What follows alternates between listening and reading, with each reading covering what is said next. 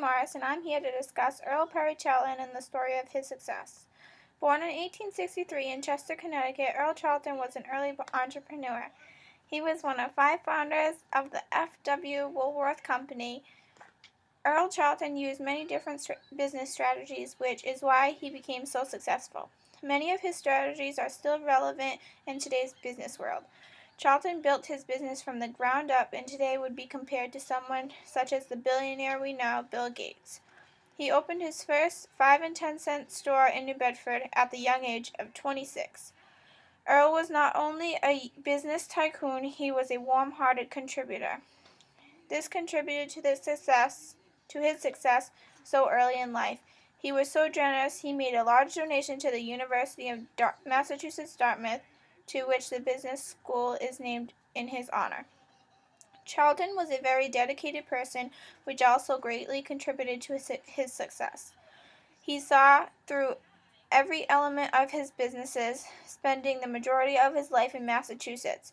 He valued personal relationships, morals, and ethics, and because of this, he allowed contact between his customers and employees and formed good relationships with everyone who he associated with.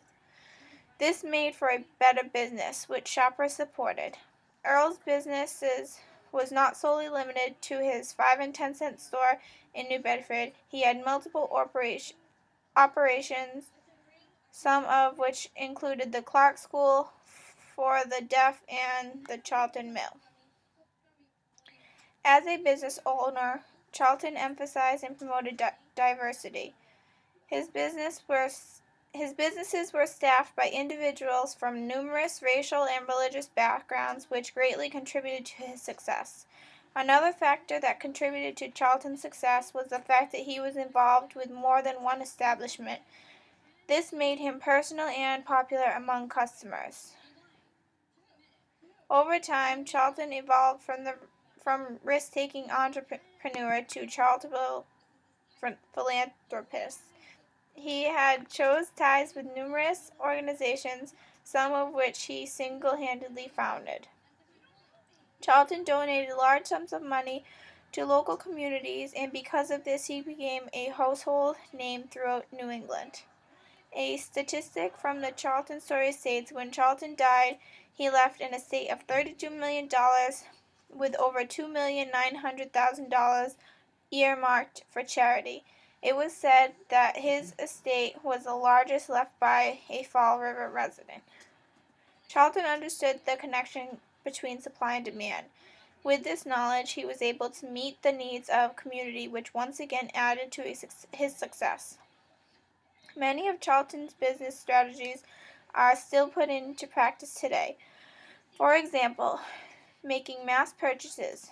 There is a delicate balance between production and distribution in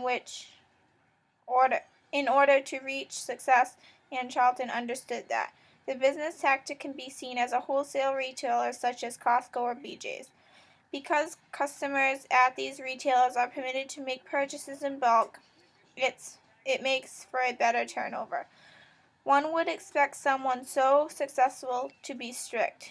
In actuality, Charlton ran his businesses fairly and treated each employee with respect. He delegated different tasks to trustworthy employees and oftentimes promoted them. Unfortunately, on November 20th, 1930, Earl Perry Charlton left behind a legacy at the age of 67. He had made remarkable contributions. Locally, he donated to the Truesdale Hospital, the District Nursing Association, the Central Congregational Church, the Boys Club, the YMCA, the Home for the Aged, the Children's Home, St. Vincent's Orphan Home, the 9th Street Nursery, and the St. John's Day Nursery.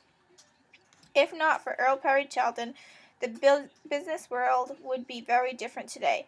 He paved the way up incoming entrepreneurs and laid the ground for successful businesses.